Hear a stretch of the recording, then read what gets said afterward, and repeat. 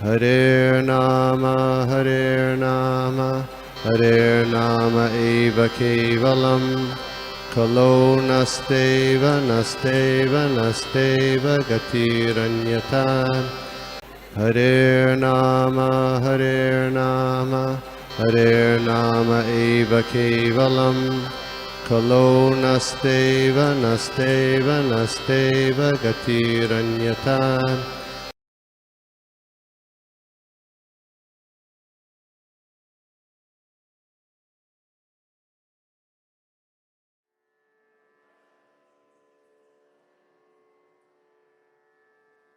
नारायणं नमस्कृत्य नरं चैव नरोत्तमं देवीं सरस्वतीं व्यासं ततो जयमुदीरयेत् नष्टप्रायेषु अभद्रेषु नित्यं भागवत सेवया भगवती उत्तमश्लोके भक्तिर्भवति नैष्टिकी कं करोति वाचालं पङ्गुं लङ्घयते गिरं यत्कृपातमहं वन्दे श्रीगुरुं दीनतारिणम्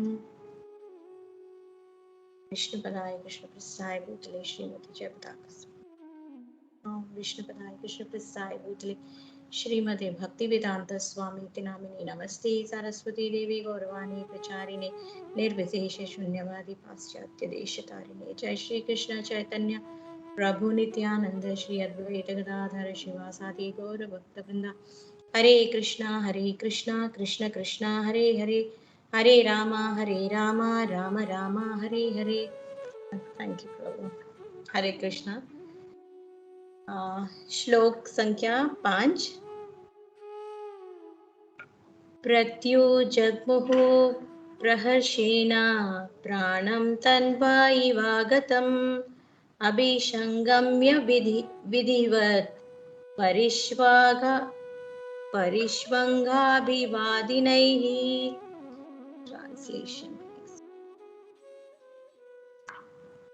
Translation by Srila Prabhupada, Jai Srila Prabhupada। वे सब परम प्रसन्नता पूर्वक उनके निकट गए, मानो उनके शरीरों में फिर से प्राण का संचार हुआ हो। उन्होंने एक दूसरे को प्रणाम किया और गले मिलते हुए एक दूसरे का स्वागत किया। तात्पर्य व श्रील प्रभुपाद, जय श्रील प्रभुपाद। चेतना के अभाव में शरीर के अंग निष्क्रिय रहते हैं, लेकिन जब चेतना वापस आती है तो अंग तथा इंद्रियां सक्रिय हो उठती है और जीव हर्षित हो उठता है। कौरव परिवार के लिए विदुर इतने प्रिय थे कि राजमहल में उनकी अनुपस्थिति की तुलना निष्क्रियता से की गई थी। सभी लोग उनके तीव्र वियोग का अनुभव कर रहे थे, अतएव राजमहल में उनका वापस आना सभी के लिए आनंददायक था। श्लोक संख्या 6 मुमुक्षु प्रेम भाष्पौघं विराहौत्कण्ठ्य कातराः राजा तम् अर्हयां चक्रे कृतासन परिग्रहम्। ट्रांसलेशन बाय श्रील प्रभुपाद, जय श्रील प्रभुपाद। चिंता तथा लंबे वियोग के कारण वे सब प्रेम विवश होकर रुदन करने लगे। तब राजा युधिष्ठिर ने उनके बैठने के लिए आसन की व्यवस्था की और उनका सत्कार किया। श्लोक संख्या 7 तं भुक्त्वन्तं विश्रान्तम् आसीनं सुखमासने प्रश्रयावन्तो राजा प्रहतेषां च शृण्वताम्। ट्रांसलेशन एंड पॉपर बाय श्रील प्रभुपाद, जय श्रील प्रभुपाद। जब विदुर ठीक से भोजन कर चुके और पर्याप्त विश्राम कर लेने पर उन्हें सुखदायक आसन पर बिठाया गया, तब राजा ने उनसे बोलना शुरू किया और वहां पर उपस्थित सारे लोग सुनने लगे। तात्पर्य राजा युधिष्ठिर अपने पारिवारिक सदस्य तक का स्वागत करने में पटु थे। सभी पारिवारिक सदस्यों ने विदुर का विदुर को गले मिलते हुए तथा अभिवादन द्वारा सत्कार किया। तत्पश्चात स्नान एवं समुचित भोजन की व्यवस्था की। फिर पर्याप्त विश्राम करने दिया गया। विश्राम के बाद उन्हें बैठने के लिए सुख आसन प्रदान किया गया। तब राजा ने परिवार की तथा अन्य विषयों की बातें शुरू की। प्रिय मित्र या यहाँ तक कि शत्रु के भी स्वागत की यही उचित विधि है। भारतीय नीति शास्त्र के अनुसार घर आए शत्रु का भी इसी तरह स्वागत होना चाहिए कि उसे भय की प्रतीक न हो। शत्रु सदैव अपने शत्रु से भयभीत रहता है, किंतु जब शत्रु के घर कोई शत्रु आए तो ऐसा नहीं होना चाहिए। इसका अर्थ यह है कि घर आए व्यक्ति का कुटुंबी के समान सत्कार होना चाहिए। तो विदुर जैसे कुटुंबी का कहना ही क्या, जो परिवार के सभी सदस्यों के शुभ चिंतक थे। इस प्रकार महाराज युधिष्ठिर अन्य सभी सदस्यों की उपस्थिति में विदुर से बोले। हरे कृष्णा। आज हम ये 3 लोगों के बारे में थोड़ा चर्चा करेंगे। तो यहाँ पे जैसे देखा गया, हम सबको पता है विदुर पहले से ही मतलब पांडवों के लिए कौरव के लिए दोनों के हितैषी थे। तो जब धृतराष्ट्र और दुर्योधन जो ये सारा षड्यंत्र रचा रहे थे, तो फिर उन्होंने अपने तरफ से इतने कोशिश करे थे कि उन लोगों के समझाए लाइक जो वो लोग कर रहे वो गलत है। बट उस समय कोई सुनने के लिए तैयार ही नहीं थे जो विदुर बोल रहे थे उनके हित के बारे में। एंड वो सब देखने के बाद दुर्योधन को इतना गुस्सा आया, तो फिर भला बुरा बोलने लगा। तो आप हमारे जो खाना खा के फिर आप पांडवों के पक्ष में हो, ये सब भला बुरा बातें करने के बाद विदुर जी जब युद्ध का वो उन लोगों ने सोचा था कि अभी युद्ध ही होगा, क्योंकि कहीं पे पांडवों को एक सुई के समान जमीन भी देने के लिए वो लोग रेडी नहीं थे, तैयार नहीं थे। तो फिर जब युद्ध होना अनिवार्य हो गया था, तो फिर विदुर जी को ये अच्छा नहीं लगा। तो फिर जब दुर्योधन से इतने बातें सुनने को मिली थी, तो फिर वो छोड़ के चले जाते हैं। युद्ध के समय में विदुर जी नहीं रहते हैं, हालांकि 2 जने नहीं रहते, विदुर जी और बलराम जी। तो विदुर तीर्थ यात्रा के लिए चले जाते हैं। तो फिर तीर्थ यात्रा करके करके वहां पे जो मैत्रेय मुनि से मिलते हैं और फिर आध्यात्मिक ज्ञान को अर्जन करते हैं। फिर युद्ध होने के बाद जैसे पहले श्लोकों में हमने देखा था, तो फिर सारे लोग आते हैं। वहां पे मेंशन करा हुआ है, जब विदुर जी तीर्थ यात्रा से वापस आते तो पांडव, धृतराष्ट्र, गांधारी, कुंती, कृपा, सारे लोग, सारे कुटुंब के सदस्य जो है युद्ध के बाद बचे हुए जो लोग हैं, वो सारे लोग आकर उनको स्वागत करते हैं। यहाँ पे हमको एक शंका भी हो सकता है, जब विदुर जी इतने हताश होके सारा कुछ छोड़ के जब तीर्थ यात्रा में चले जाते हैं, तो फिर वापस क्यों आए? क्योंकि जब हम घर छोड़ के जाते हैं, सारे अटैचमेंट जो भी बंधन है सारा कुछ छोड़ के हम जब तीर्थ यात्रा में चले जाते हैं, तो फिर ऐसे आध्यात्मिक चिंतन में ही रहते हैं और धीरे धीरे करके हम भगवान जी के पास जाने के लिए प्रयत्न करते हैं। जैसे हमारे सारे आश्रम इसी के लिए है, पहले ब्रह्मचर्य आश्रम, फिर गृहस्था, फिर वानप्रस्था। जब वो जाते हैं फिर वानप्रस्था, तो उस टाइम पे अपने पत्नी को भी लेके जा सकते हैं। तो फिर उसके बाद संन्यास। फिर जिनको जो इच्छा है, जैसे वैष्णव होता है तो उनको भगवान जी के पास जाना है, बट शुद्ध वैष्णव जो होते हैं उनको जहाँ कहीं पे भगवान रखे, इधर वो लोग लेके जाए या फिर पुनर्जन्म दिए, और कहीं पे भी अगर नरक में भी रहे तो उनको भगवान जी की सेवा ही होना चाहिए उनको। तो फिर वो लोग वापस नहीं आते फिर घर पे। विदुर जी इसलिए आए कि धृतराष्ट्र को ये समझाने के लिए, उनको तारने के लिए वो वापस आए, क्योंकि हम सबको पता है धृतराष्ट्र इतना सब कुछ होने के बाद वो पांडवों के साथ रहकर आरामली सारा कुछ एंजॉय, फिर भी एंजॉय करने लगे, क्योंकि उनको पता ही नहीं है अभी ये समय है छोड़ के भगवत चिंतन में अपने जो से शेष जीवन है व्यतीत करने के लिए। बट ये था कि भौतिक विषयों में ही आकर्षित है, और फिर आराम ले रह के वो राज्य में युधिष्ठिर के पास रह के वो एंजॉय कर रहा था। तो उनको तारने के लिए विदुर जी वापस आए।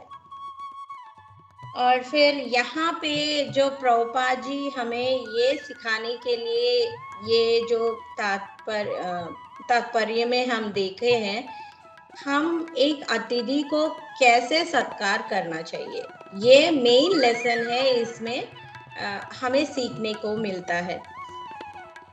और फिर जो 5वें श्लोक में जब विदुर जी वापस आए, ये सारे लोग इतने, मतलब जैसे वहां पे तात्पर्य में भी प्रभुपाद जी ने बताया, जैसे चेतना वापस आ गई उन लोगों को। चेतना मतलब हम सबको पता है, अगर चेतना नहीं होता तो हमारे बॉडी यूजलेस है, कुछ काम ही नहीं करता है। जब आत्मा शरीर से चली जाती है तो फिर बॉडी तो जो शेष बचता है, हमारे शरीर तो बेकार ही हो जाता है। तो इन लोगों का विदुर जी सबके प्रिय है, सबके हितैषी है। हम सबको पता है विदुर जी यमधर्मराज है। उन्होंने एक दासी के पुत्र के रूप में जन्म लिया था, और उनकी विदुर नीति सारा कुछ हम सबको पता है, वो सबके हितैषी है और सलाह देते रहते हैं प्रॉपर टाइम में क्या करना चाहिए क्या नहीं करना चाहिए। धृतराष्ट्र भी उनको बहुत मानते हैं, बट ये है कि जब वो बोलते हैं अच्छे के लिए, बट वो पुत्र मोह जो होता है ना, वो तो ज्यादा हो गया था धृतराष्ट्र को, इसलिए वो कुछ भी बातें जो हम हित के बारे में विदुर जी बोल रहे थे धृतराष्ट्र को, वो सुन नहीं पाते थे। हालांकि उनको पता है वो अच्छे के लिए बोल रहे, बट ये पुत्र मोह ज्यादा होने की वजह से वो कुछ नहीं कर पाते थे। तो इतने सारे उनको जो क्वालिफिकेशंस बोलते होने पर भी, बट एक दासी पुत्र होने के वजह से उनको वो राज वो सब नहीं मिला था, बट प्रॉपर सम्मान मिलते थे, सारे लोग मानते थे। भीष्म पितामह हो या द्रोणाचार्य हो या फिर कौरवम धृतराष्ट्र हो, पांडव लोग हो, सारे लोग मानते, इतने सम्मान देते। तो फिर जब उन इतने प्रिय है, तो फिर प्रभुपाद ने तात्पर्य में यही लिखा था कि मानो जैसे वो जब वापस आते हैं हमारे बॉडी में, हमारे शरीर में जो चेतना वापस आती है, तो फिर वो लोग भी इतने दिन निष्क्रिय थे। विदुर जी जब छोड़ के गए थे, मानो वो जैसे शरीर है बस उसमें प्राण नहीं है, तो ऐसे बिताए थे अपने जीवन। बट जब विदुर जी आ गए, उनको मानो ऐसा लगा कि हाँ हमारे प्राण वापस आ गए। तो सारे लोग उनको आलिंगन करे हैं, प्रणाम करे हैं, फिर स्वागत करे हैं। और फिर यहाँ एक चीज देखने को मिलता है, जो बाहर से अतिथि जो होते हैं, अतिथि देवो भव बोलते हैं, तो फिर जब वो आते हैं तो उनकी स्वागत कैसे करना है, यहाँ पे हमें युधिष्ठिर महाराज करके दिखा रहे हैं। क्योंकि हम जो बड़े लोग जो आचरण करते हैं, तो उनको देख के हमें भी सीखने को मिलते हैं। अगर वो लोग करके नहीं दिखाएंगे तो हम लोग भी नहीं करते हैं। वो श्लोक है ना, यद्यद आचरते श्रेष्ठस। तो फिर जो इवन कृष्णा जी ने भी हमको सारा कुछ, कैसे एक गृहस्थ को कैसे रहना है और फिर गुरु को कैसे धारण करना है, वो सब करके दिखाए भगवान जी। हालांकि उनको कोई जरूरत नहीं है, बट अगर भगवान जी करते तो हम लोग भी उनके अनुसार फॉलो करते हैं ना, तो इसलिए यहाँ पे युधिष्ठिर महाराज ये करके दिखाए। एक राजा कैसा होना है। राजा अतिथियों को, युधिष्ठिर महाराज इवन बाहर के लोगों को भी इतने, जब कोई उनके यहाँ आते हैं इतने आदर सत्कार करते हैं। तो फिर विदुर जी तो उनके कुटुंब के सदस्य हैं और इतने श्रेयोभिलाषी है, क्योंकि उनको भी पता है कि विदुर जी कैसे उन लोगों की रक्षा करी है। जब लाक्षागृह, हम सबको पता है, जब दुर्योधन धृतराष्ट्र वो षड्यंत्र रचा रहे थे, ये गए थे विदुर जी वहां पे। ऐसा नहीं कि ये पांडव पक्षपाती है, विदुर जी दोनों को बराबर प्यार करते थे, दोनों के हित के बारे में सोचते थे। बट वहां धृतराष्ट्र और दुर्योधन को बताया, बट वो लोग सुने नहीं। तो फिर ऐसे युधिष्ठिर को आके उन्होंने, वो डेंजर है तो फिर जो विपत्ति आने वाली है उनके बारे में आगाह करे थे। तो फिर युधिष्ठिर महाराज यहाँ पे वही याद करते कैसे विदुर ने उनकी रक्षा करी थी। और फिर यहाँ और एक मैसेज हमें मिलता है कि जब कोई बड़ा सा लॉन्ग जर्नी करके आते, क्योंकि विदुर जी कब गए थे, तो तीर्थ यात्रा करके आए, तो फिर पहले आने के बाद यहाँ पे हम परपोर्ट में, तात्पर्य में भी देखा था कैसे उनको पहले स्नान करने के लिए अरेंजमेंट करे हैं, फिर उसके बाद भोजन की व्यवस्था करे हैं, फिर पर्याप्त मतलब रेस्ट करने के लिए, विश्राम करने के लिए उनको सारा कुछ जो भी सुविधाएं है वो करे हैं महाराज युधिष्ठिर ने। तो हमें भी ऐसे ही करना है। कोई अतिथि हमारे घर पे आए तो फिर ऐसा नहीं कि आते ही शुरू हो जाए, हाँ कैसे आप कितने दिन रहोगे यहाँ, कहाँ कहाँ गए हो, ये सारे कुछ बातें आप नहीं कर सकते, क्योंकि जो व्यक्ति आते वो थका हुआ आते हैं। तो फिर उनको पहले एक्चुअली पुराने जमाने में जो भी ब्राह्मण आते, कोई भी आते हैं घर पे, पहले पांव धोने के लिए पानी देते थे, फिर नहाने के लिए, फिर उसके बाद भोजन की व्यवस्था, फिर थोड़ा आराम करने के बाद फिर बातें करना शुरू करते हैं। तो अतिथि मतलब जो हमारे घर में आते, तिथि मतलब हमें पता होता है कि हाँ एक डेट है, हाँ ये टाइम पे कोई आने वाले, मतलब जो भी काम होता है हमें पता होता है। तिथि मतलब वो डेट माना जाता है, बट अतिथि मतलब वो अचानक होता है, विदाउट डेट, हमें इन्फॉर्म भी नहीं करते हैं, अनएक्सपेक्टेड होते हैं। वो जब आते हैं अनएक्सपेक्टेड ही आते हैं, तो उनको अतिथि बोलते हैं। तो फिर आने के बाद ऐसा नहीं होना चाहिए कि हाँ आप कब आने के बाद तुरंत ही ऐसा, आजकल ऐसे ही पूछ रहे आप कितने दिन रहे। सपोज हमारे वीकेंड होता है, उस टाइम पे हम एक्सपेक्ट नहीं करते हैं, हम सोचते हैं कि हम प्रॉपर रेस्ट लेंगे, ये वो, अचानक से कोई आ जाते हैं।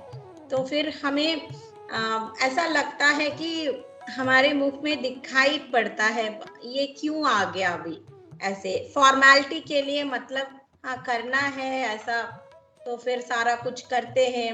मतलब आप कुछ खा कर आए हो या फिर कुछ बनाए अभी, ऐसे सारे चीजें पूछते हैं, कितने दिन रुकते हो, मतलब हम जो प्लान करे हैं उसमें तो पानी फिर गया, तो फिर वो लोग आ गए। तो फिर ऐसा आजकल हो गया कि अतिथि जो आते हैं, हमें वो क्या, उनके स्वागत के लिए भी हमारे पास टाइम नहीं है, क्योंकि हम खुद के लाइफ में इतने उलझे हुए हैं।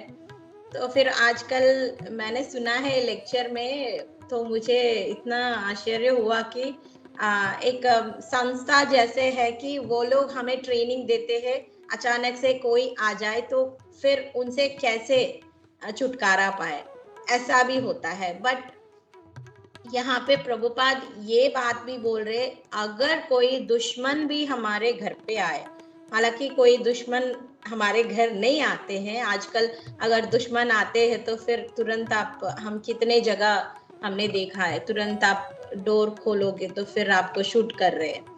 तो वो एक्सेप्शन केस है। बट यहाँ पे प्रभुपाद जी बोलते अगर कोई दुश्मन भी आपके घर आए तो फिर उनको उनसे ऐसे व्यवहार करना है कि मान लो वो आपके कुटुंब के सदस्य है। तो और उसमें प्रभुपाद जी ये भी बोलते हैं अगर आप ऐसे करोगे तो शायद उनके मन में जो शत्रुता है आपके प्रति वो भी खत्म हो जाए, क्योंकि ऐसा होना चाहिए कि उनकी आतिथ्य सत्कार ऐसी करनी चाहिए कि वो आपने जो मन में आपके प्रति जो क्लेश है या फिर दुश्मनी है वो सब भूल जाए। तो प्रभुपाद बोलते अगर दुश्मन को ही आप ऐसे व्यवहार करनी है दुश्मन से, तो फिर अभी विदुर जी तो उनके सदस्य है, कुटुंब के सदस्य है।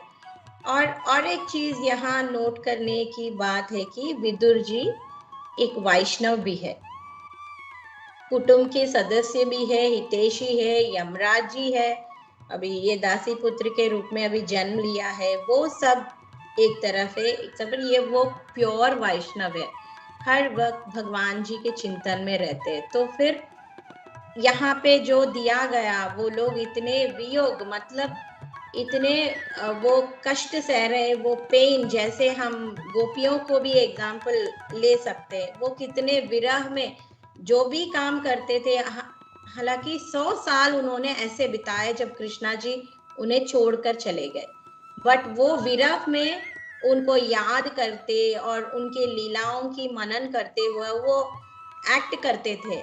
मतलब एक गोपी जैसे कंस बनी है, एक गोपी कृष्णा बनी है, ऐसे मतलब 100 साल उन्होंने कृष्णा जी के विरह में उनको याद करके उन्होंने बिताया। तो फिर यहाँ पे हमें ये सीखने को मिलता है कि हमें शुद्ध भक्त के विरह में जलना ही चाहिए। अगर शुद्ध भक्त हमसे बिछड़ गए, हमसे चले गए, तो फिर उनको मनन करते हुए उनके वियोग में, जैसे यहाँ पे बताया गया, चेतना विहीन हो गए, तो ऐसा ही होना चाहिए। तभी हमें थोड़ा भगवान जी के प्रति, अगर शुद्ध भक्त को हम नहीं पकड़ेंगे तो फिर कृष्णा जी भी हमें नहीं मिलेंगे।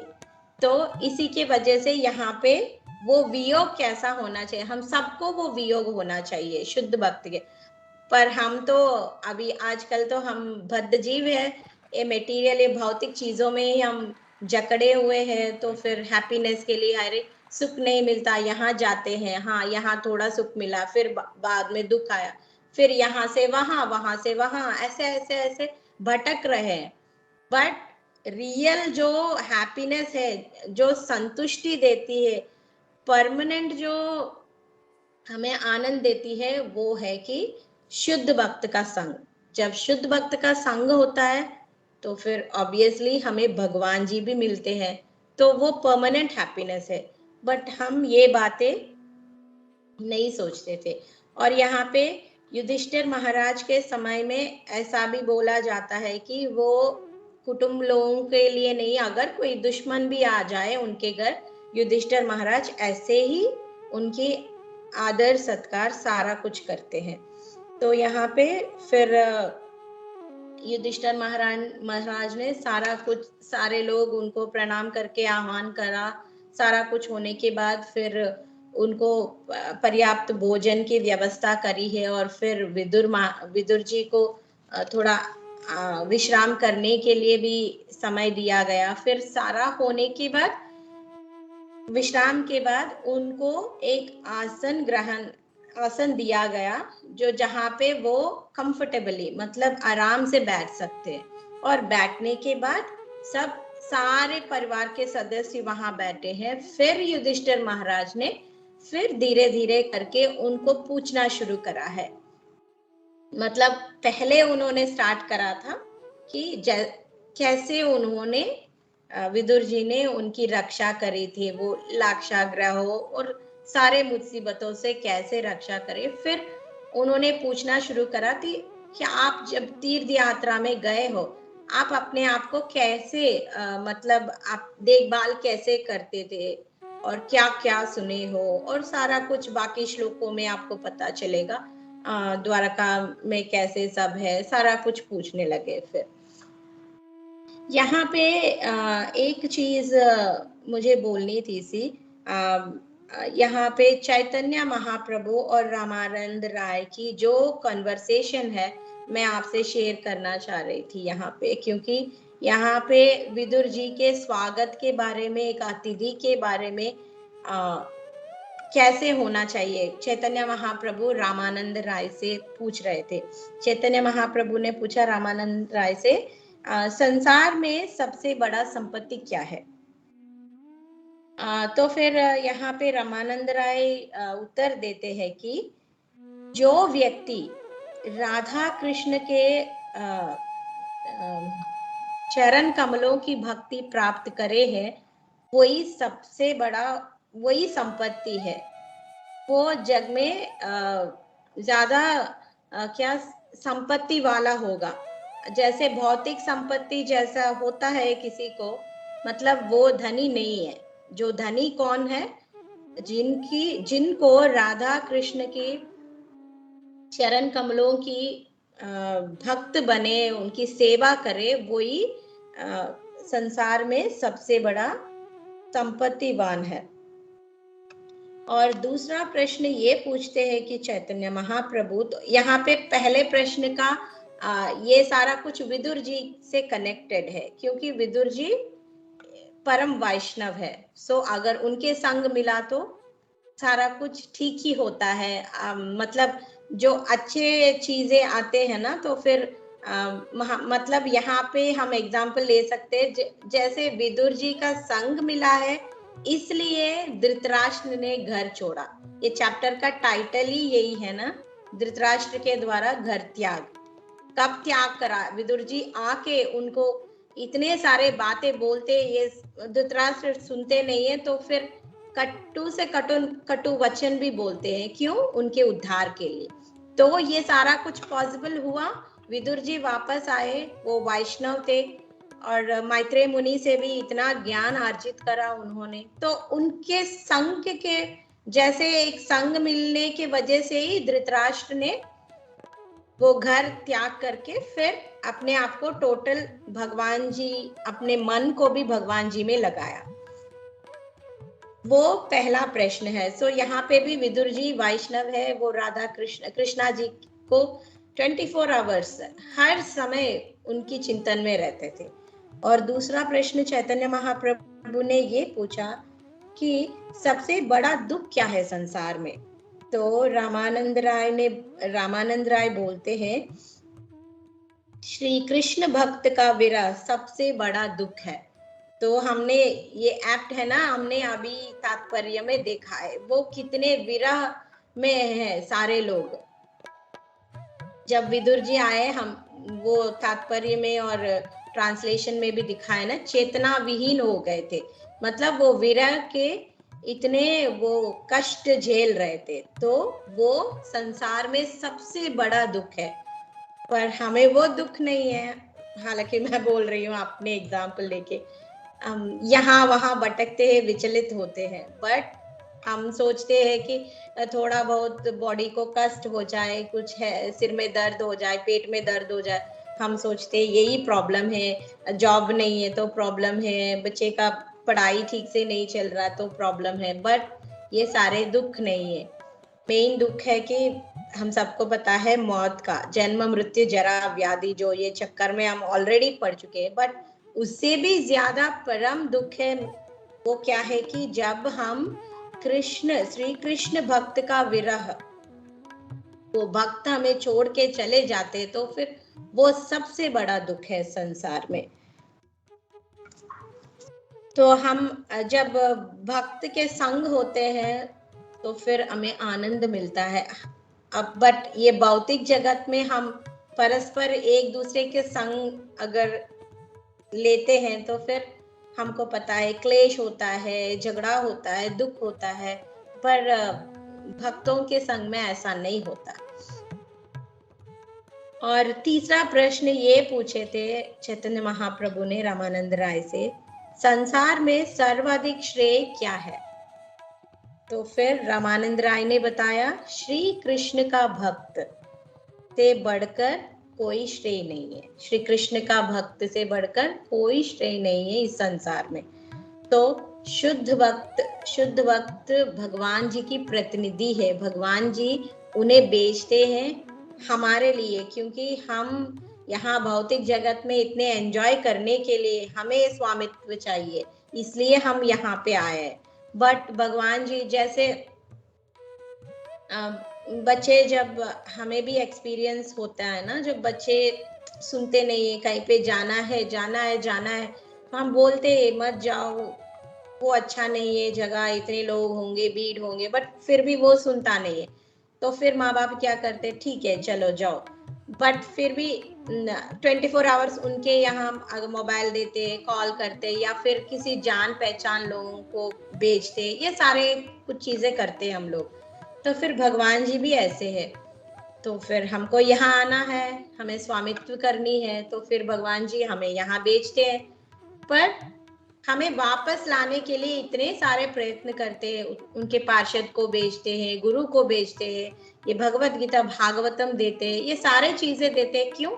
हम ये सारे करके कभी कभी भगवान खुद आ जाते हैं लीला करने के लिए, जैसे कृष्ण जी, राम जी, सारे लोग आए, क्योंकि हमें उनके तरफ आकर्षित करने के लिए, ताकि हम वो आकर्षण, उनके तरफ आकर्षण होके, या फिर गुरु के माध्यम से ये सारा कुछ, ये आध्यात्मिक ग्रंथ जैसे भगवत गीता भागवतम पढ़ के हमें ये रियलाइजेशन हो कि हमारे जो असली घर है वो गोलोक है, फिर भगवान जी के पास हमें, हमारे परम पिता के पास वापस जाना है। तो इसलिए गुरु को सारे लोगों को बेचते हैं। ऐसा माना जाता है कि शुद्ध भक्त भगवान जी की प्रतिनिधि होता है, और वो जो भी बोलते हैं वो डायरेक्टली भगवान जी बोल रहे हैं हमें। तो फिर भगवान जी की चरण ग्रहण करनी है, भगवान जी के पास जाना है, उनकी कृपा पानी है, तो पहले हमें भक्त की आश्रय लेना चाहिए, भक्त की चरण ग्रहण करनी चाहिए, उनकी सेवा करनी चाहिए।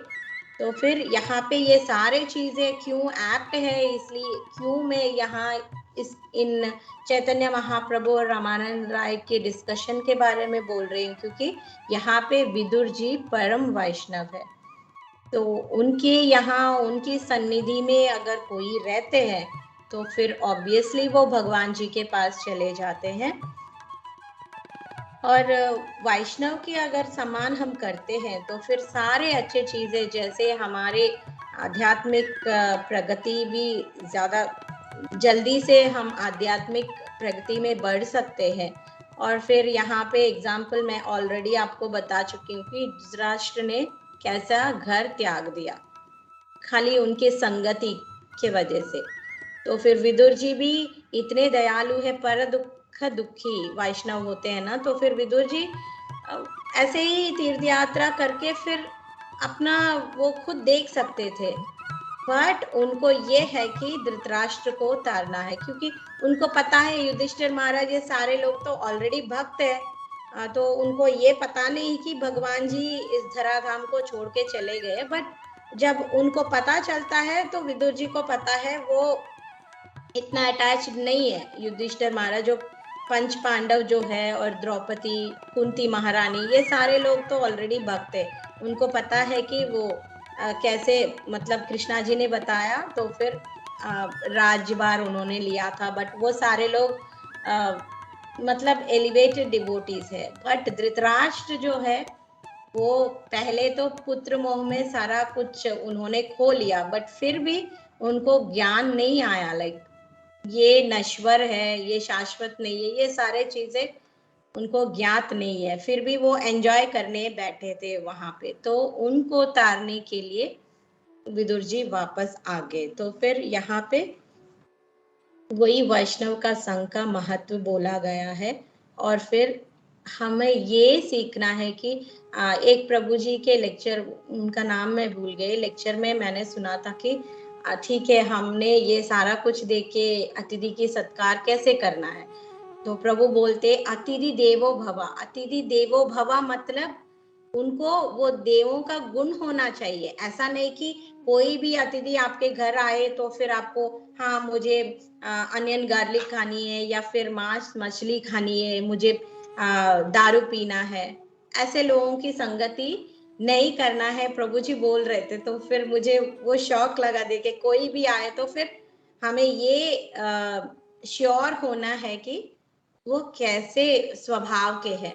जब वो आते हैं उनको पहले से ही बोल देना चाहिए कि हमारे घर में अनियन गार्लिक नहीं बनता है और हम कॉफी टी भी नहीं देते हैं। तो फिर ऐसा उनको अच्छा लगे तो फिर वो आए। फिर आने के बाद भी वो प्रभु जी बोलते हैं कि हमें उनसे वार्तालाप जो करना है वो सारा कुछ भगवान जी के बारे में करना है, भक्तों के बारे में करना है, ना कि भौतिक चीजों में। हाँ, हालांकि नॉर्मली पूछते हैं फैमिली में कैसे आप कैसे, वो ठीक है, बट जो भी है भगवान जी के बारे में, भक्तों के बारे में ही आपको बात करना है इट सीम्स। सो ऐसे व्यक्ति अगर जो आए उनके संग नहीं करना चाहिए, वो प्रभु जी वो लेक्चर में बोलते थे। और रिसेप्शन कैसे रिसीव करना है किसी को भी, मैंने एक हिज होलीनेस भक्ति वसुदेव महाराज उनके लेक्चर में भी सुना था कि उनके पर्सनल एग्जाम्पल उन्होंने बताया। जैसे कि वो होटल में गए थे वो कुछ चाबी लेने के लिए, तो एक वो भी भक्त है बट वो नए हैं शायद, वो यंग भी है, तो आके फिर बोले थे महाराज आप कल भागवतम क्लास लोगे? तो महाराज ने बताया ठीक है। एंड फिर बट महाराज यही बोलते कि हमें जो पता है तो हमें दूसरों को, प्रभुपाद जी वही बोलते हैं ना, तो जो भी है अच्छी चीजें जो इस्कॉन में हो या फिर हमारे शास्त्रों में है, दूसरों को प्रॉपरली बताना चाहिए।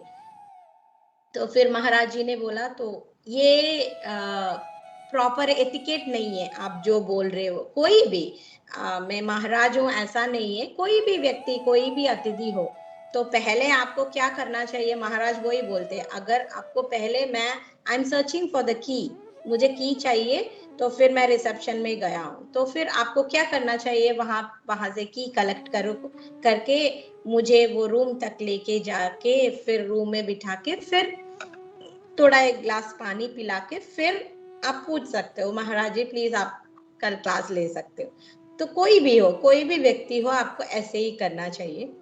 तो महाराज बोलते हैं रिसेप्शन, ऑफिस में रिसेप्शन क्यों रखते हैं, क्योंकि जब हम जाके या मैनेजिंग डायरेक्टर को किसी से मिलना है, फिर रिसेप्शन में हमें इतने मतलब वो प्लीजिंग एटमॉस्फेयर होता है ना, तो ऐसे ही वो ऑफिस का घर का अलग है, बट वो जैसे प्लीजिंग एटमॉस्फेयर जो है वहां वो सब हमें देखना चाहिए और फिर ये सारे चीजें हमें फॉलो करना चाहिए। यहाँ पे मेन सीख है कि भक्त जो आए तो उनको मतलब नॉर्मल जो अतिथि आते तो उनकी सत्कार कैसे करनी है, यहाँ प्रभुपाद जी इवन शत्रु का भी हमारे घर के सदस्य मानते हुए उनकी अतिथि सत्कार करना चाहिए, ऐसे बोल रहे हैं।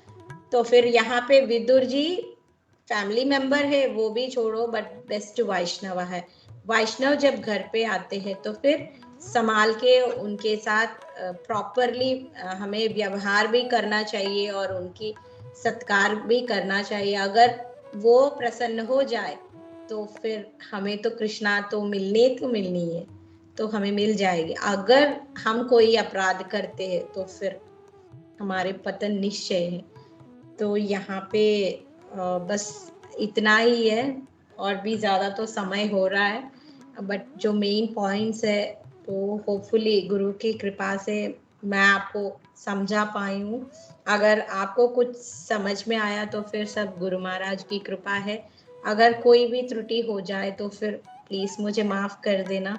और वरिष्ठ भक्त जो भी है अगर कुछ ऐड करना चाह रहे थे इसमें तो फिर वो ऐड कर सकते हैं। Hare Krishna, thank you so much.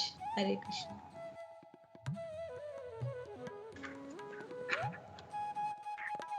Hare Krishna.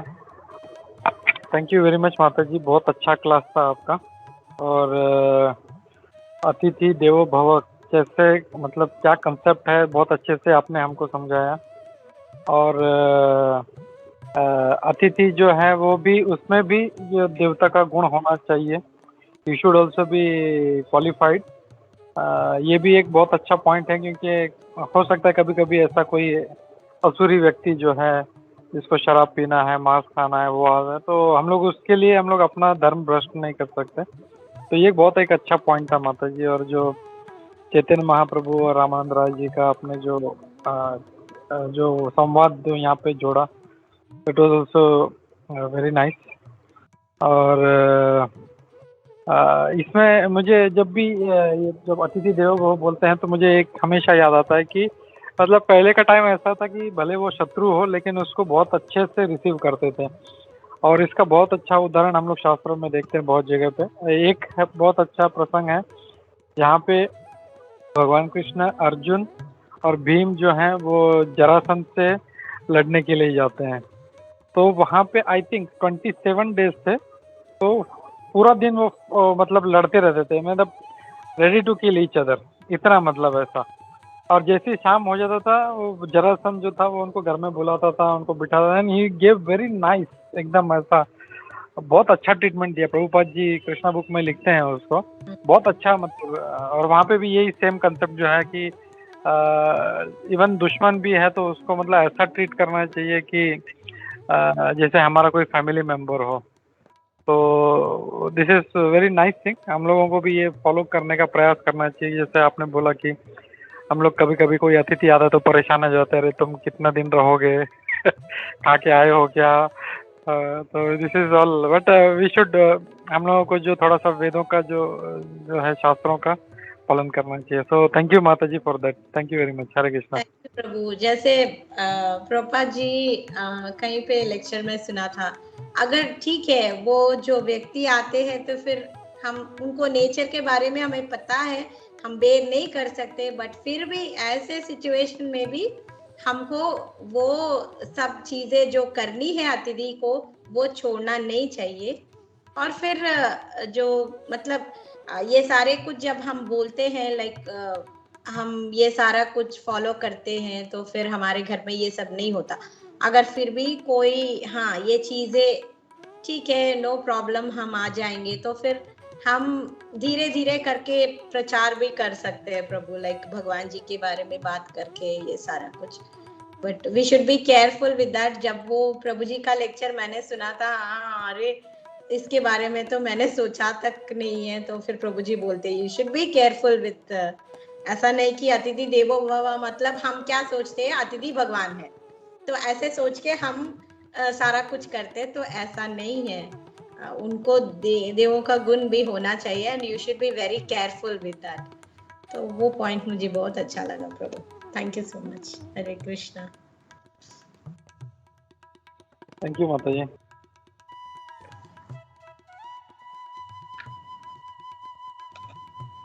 कुछ ही भक्तों से रिक्वेस्ट है, अगर माता जी के आज के श्लोक का संबंधित कोई प्रश्न है तो ले सकते हैं। मैं हरे कोशिश कृष्णा। करती हूँ प्रभु, मैं इतना तो नहीं बोल पाऊंगी, जितना मुझे पता है मैं बोल सकती हूँ, वरना ब्रजप्रिया माता जी सारे लोग हैं वो आंसर कर सकते हैं।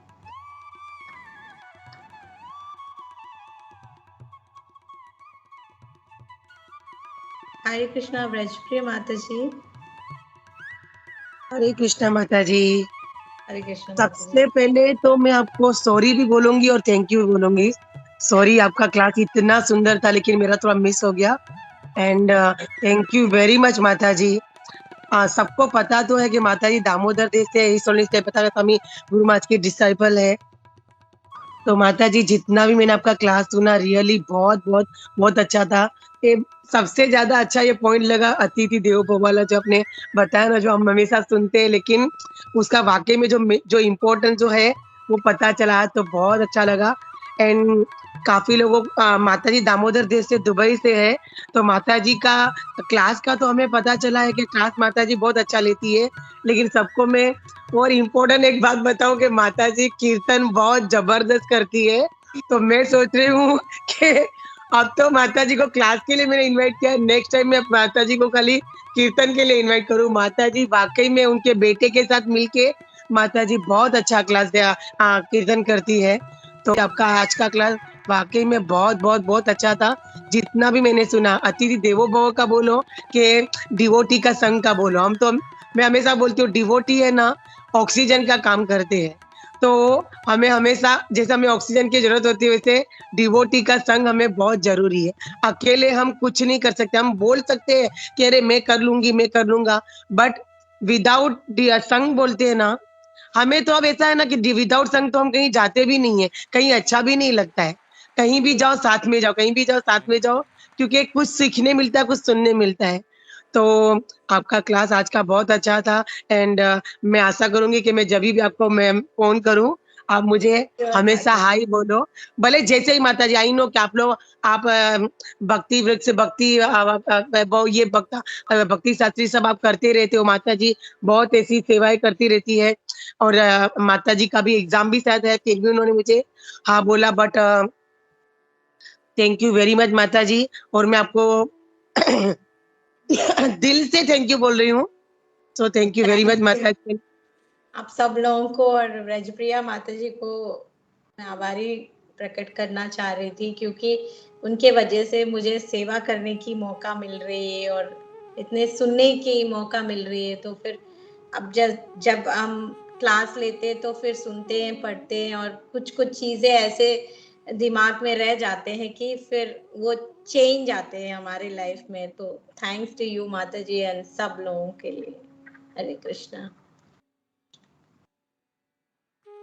जया माता जी ने हैंड रेज करा है और समीर प्रभु ने भी मैंने देखा है। हरे कृष्णा माता जी। माता जी एक्चुअली एक प्रश्न था मेरा कि आपने बोला था कि अभी जैसे आप बहुत सुंदर क्लास दिया, उसमें आपने बताया कि जैसे विदुर वो चाहते थे कि धृतराष्ट्र के लिए वापस आए और चाहते थे कि उनका उद्धार हो।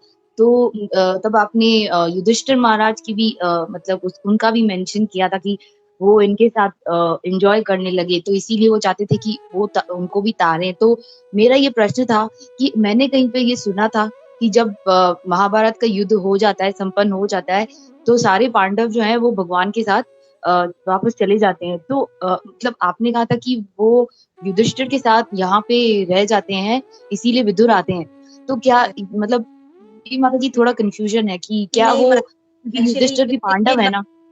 हाँ, युद्ध के बाद नहीं, युधिष्ठिर के साथ धृतराष्ट्र रह गया था क्योंकि वो धृतराष्ट्र एंजॉय करना चाह रहा था। युधिष्ठिर महाराज ऐसा नहीं कि युद्ध के बाद उनको ये अंदर अंदर ये लगने लगा कि मैंने युद्ध करके इतने लोगों को मारा था।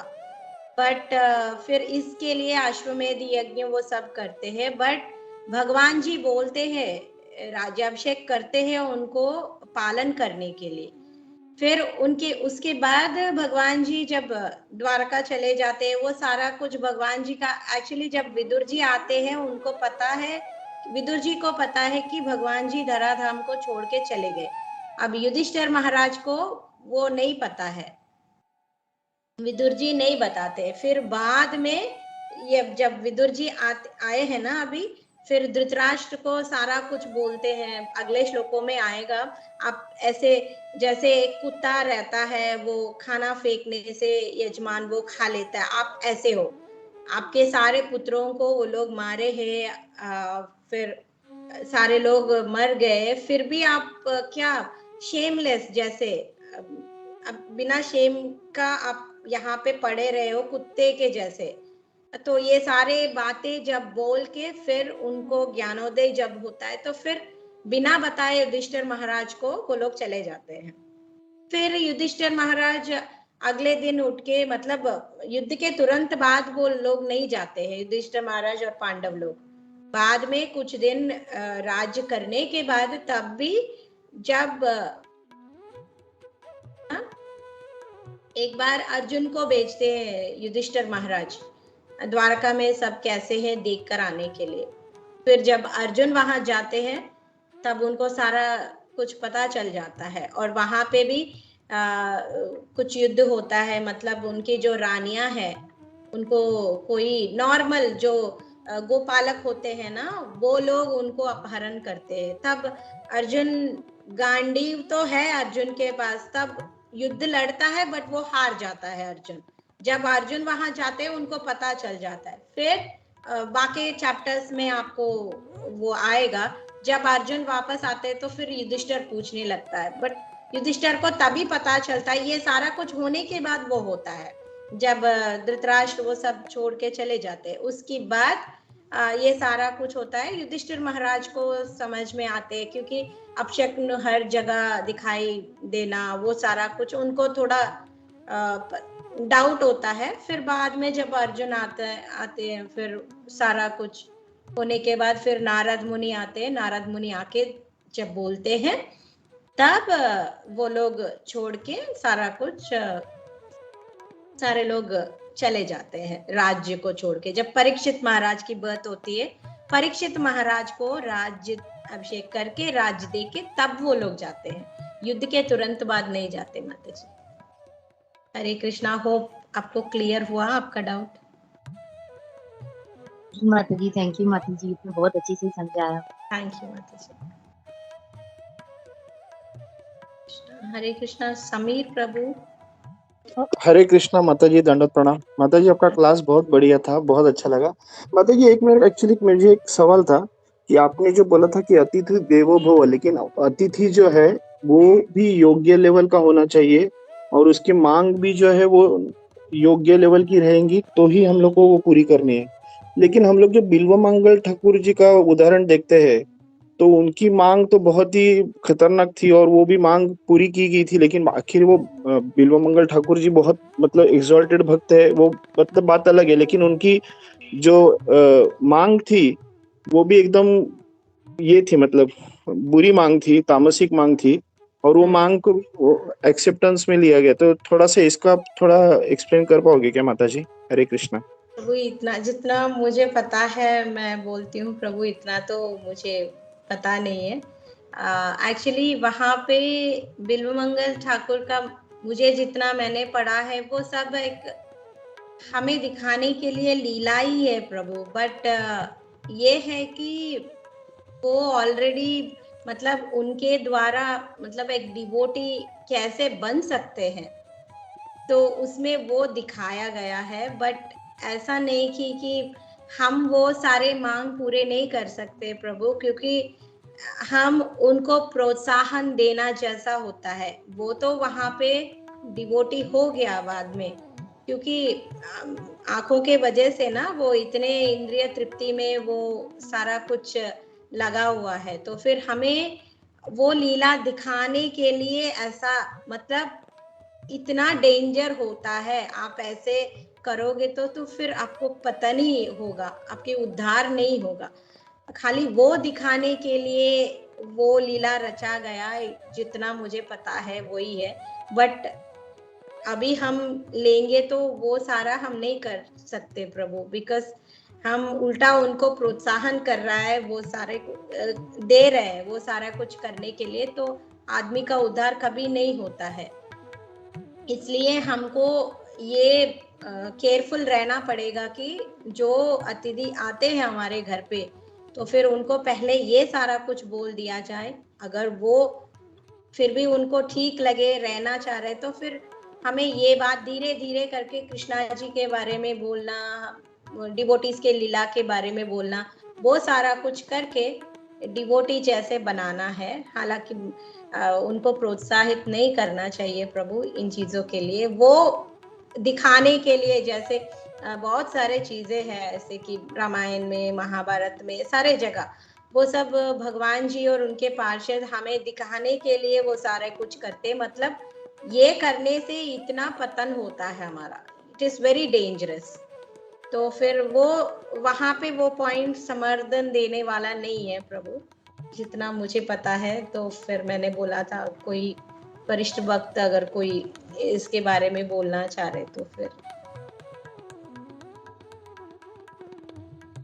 माता जी थैंक यू वेरी मच। माता जी आपने सही बताया, क्योंकि वो कलयुग के बीच में एक्चुअली लाल गोविंद महाराज के टाइम पे उन्होंने भी कुछ बीच में उनके ये में था कि अतिथि जो भी मांगे है वो सब पूरी करनी चाहिए। लेकिन वो तभी बोल रहे थे कि मतलब कलयुग के में हम लोग वैसे नहीं कर सकते, और आपने जो बताया वो भी बस सही है कि हम लोग उनको प्रोत्साहन देंगे गलत चीज़ों को, और फिर हम लोग भी गलत काम में पड़ जाएँगे। हम्म। थैंक यू जैसे माताजी। प्रभु यहाँ पे एक एग्जाम्पल भी ले सकते हैं, जैसे जैसे आपने बिल्व मंगल ठाकुर के बारे में बोला था, ऐसे कई सारे एग्जाम्पल्स है प्रभु। इवन हम देवता को भी लेते हैं, इंद्र को भी लेते हैं, कितने बार उन्होंने गलती करे थे, बट उन लोगों का ये है कि वो लोग तुरंत रियलाइजेशन करते हैं। ये बिल्व मंगल ठाकुर भी देखो प्रभु, अगर हमें अपने आप को उनके जगह बिठाएंगे तो फिर हम कभी उससे वापस नहीं आते। अभी छोटे छोटे एग्जाम्पल्स ही ले लो, यहाँ पे जो मटेरियल चीजों में हमें वो आसक्ति बढ़ती जाती है, कभी खत्म नहीं होती है। बट बिल्व मंगल ठाकुर का आप अगर लोगे एग्जाम्पल, तो एक जगह में उनके खत्म हो गए थे, वो विरक्त हो गए थे, फिर भगवान जी के पास चले गए। बट हम लोग ऐसे नहीं है, हमें इसलिए गुरु को पकड़ के रहना चाहिए, क्योंकि माया कलयुग में इतना स्ट्रांग है। उस टाइम तो वो कन्वर्ट हो गए हैं, बट हमारे लिए तो मुश्किल है प्रभु। तो हमारे लिए मुश्किल है, तो फिर उल्टा हम वो प्रोत्साहन करते हैं, तो उनको हम प्रोत्साहन करके हम कहाँ कब उसके तरफ खींच के चले जाए ये पता नहीं चलता। इसलिए भक्त के संग और गुरु को कभी भी छोड़ना नहीं चाहिए। इन चीजों को भी हमें एनकरेज नहीं करना चाहिए। अगर उनको एनकरेज करते करते हम वहां पे चले गए, तो फिर हमारा पूरा जो साधना है सारा कुछ गया प्रभु। तो that is the thing. Thank you माताजी, थैंक यू। आपने थैंक बहुत यू। सही बताया। थैंक यू माताजी। हरे कृष्णा। माताजी आप, व्रजप्रिया माताजी, कुंजेश्वरी माताजी, आप कुछ ऐड करना चाहते हैं तो फिर आप प्लीज इसके बारे में थोड़ा बताइए। हरे कृष्णा माता जी। हरे कृष्ण माता जी। माता जी थैंक यू वेरी मच। आज तो क्लास कुछ ज्यादा ही बड़ा हो गया है। थैंक यू सो मच माता जी। और आपने वाकई में सब क्वेश्चन जिनके जो डाउट थे वो भी आपने इतना अच्छे से एक्सप्लेन किया और इतना अच्छे से समझाया है, क्लियर किया है सब डाउट। तो थैंक यू वेरी मच माता जी। एंड अभी टाइम है प्रेयर्स का एंड नरसिम्हा आरती का।